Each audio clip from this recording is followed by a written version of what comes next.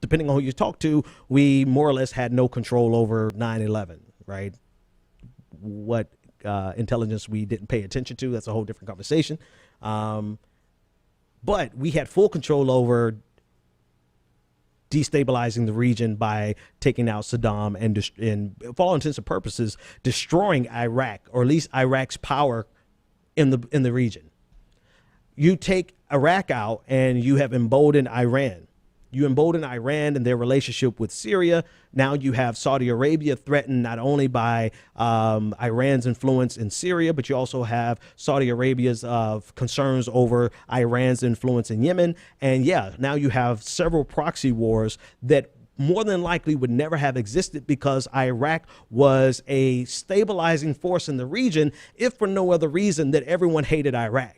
Right? It's not that Iraq had everyone getting along, it's that everyone was an enemy and Iraq was a buffer between Iran's influence in Syria and in Yemen. And now the Houthi are being directly impacted and supported by Iran. And so the Saudi Arabians, the Saudi people are concerned about Iran's increasing influence.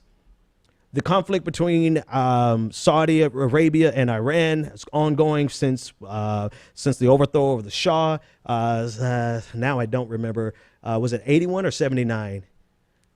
79. So 70, close enough. The overthrow of the Shah with the Iranian Revolution, bring in Khomeini, and now you have not a destabilized, but now you have relationships that are strained and combative, but buffered by ongoing conflicts between all the nations.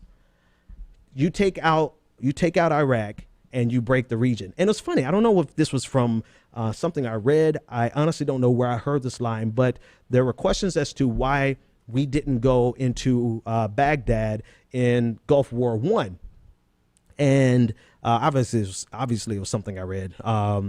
George H.W. Bush made it clear then that if you go there, how are you going to stabilize the region?